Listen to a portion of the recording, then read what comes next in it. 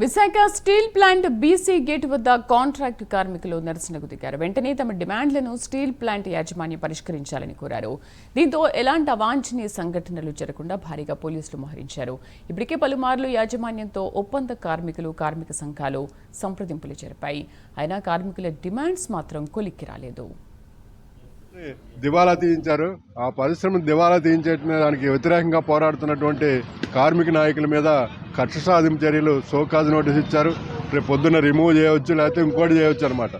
ఇది మొత్తం మన విశాఖ ఉక్కులోనే కాదు, స్టీల్ ఇండస్ట్రీలో ఈ బీజేపీ ప్రభుత్వం వచ్చిన తర్వాత ఇప్పటికి శైలిలో కానీ ఇక్కడ మన దగ్గర కానీ అనేక మంది మీద చార్జ్ షీట్లు ఇచ్చి, వార్నింగ్ లెటర్లు ఇచ్చి, డిపార్ట్మెంట్లు ట్రాన్స్ఫర్లు చేయటం, అంటే పోరాడే కార్మిక నాయకుల మీద కక్ష సాధింపు చేస్తే పోరాటాలు ఆగుతాయనుకుంటున్నారు.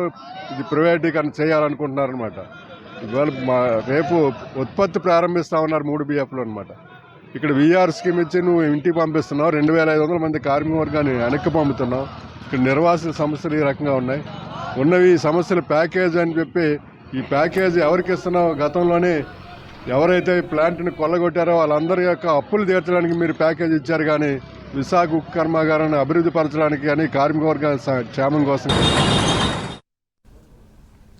Visakha steel plant BC gate వద్ద కాంట్రాక్టు కార్మికులు నిరసనకు దిగారు. వెంటనే తమ డిమాండ్లను స్టీల్ ప్లాంట్ యాజమాన్యం పరిష్కరించాలని కోరారు.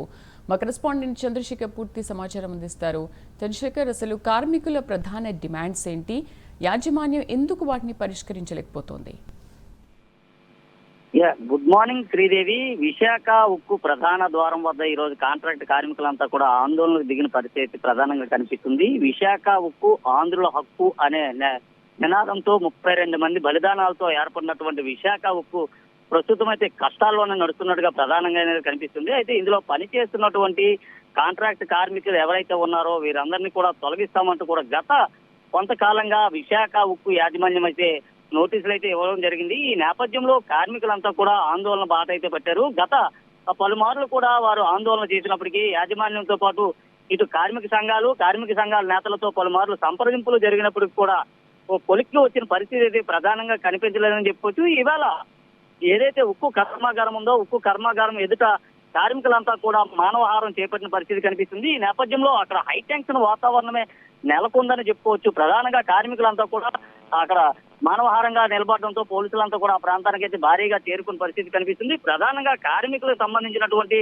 డిమాండ్స్ ఏమైతే ఉన్నాయో డిమాండ్స్ పైన అయితే వారంతా కూడా ఆందోళన అయితే చేపడుతున్నారు. ఇటు అడ్మిల్ బిల్డింగ్ సంబంధించినటువంటి ప్రాంతంలో అయితే కార్మికులంతా కూడా యాజమాన్యానికి వ్యతిరేకంగా నినాదాలు చేసిన పరిస్థితి కనిపిస్తుంది. ప్రధానంగా చూసుకుంటే కార్మికులకు సంబంధించినటువంటి ఏదైతే అలవెన్స్లు ఉన్నాయో వెల్ఫేర్స్ కి సంబంధించినటువంటి అలవెన్స్లు నిలుపుదల చేయకూడదంటూ కూడా వారంతా ఆవేదన అయితే వ్యక్తం చేస్తున్నారు. అలాగే ఇప్పటి వరకు తొలగించినటువంటి కార్మికులు ఎవరైతే ఉన్నారో కార్మికులందరినీ కూడా తక్షణమే విధుల్లోకి తీసుకోవాలంటూ కూడా డిమాండ్స్ అయితే చేస్తున్నారు. అలాగే ఈఎస్ఐ, పిఎఫ్ కు సంబంధించినటువంటి సదుపాయం ఏదైతే ఉందో ఆ సదుపాయం లేకపోవడంతో లోపల జరిగేటటువంటి చిన్న చిన్న ప్రమాదాల కారణంగా కూడా కార్మికులంతా కూడా మంచానికే పరిమితం అయిపోయినటువంటి పరిస్థితి ఉందంటూ గతంలో పలుమార్లు అయితే యాజమాన్యానికి వారు ఫిర్యాదు చేసినప్పటికీ యాజమాన్యం అవేవి పట్టించుకోకుండా అందులో ఉన్నటువంటి కార్మికులందరినీ కూడా క్రమేపీ తగ్గిస్తూ వస్తుంది. అయితే ఈ నేపథ్యంలో గత ఏడాదిలో చూసుకుంటే దాదాపు 400 మంది కార్మికులను అయితే తొలగించిన పరిస్థితి కనిపిస్తుంది. ఈ నేపథ్యంలో మరికొంతమంది కార్మికులను తొలగిస్తామంటూ ఇప్పటికే విశాఖ ఉక్కు యాజమాన్యం నోటీసులు అయితే జారీ చేసింది. దీనికి సంబంధించి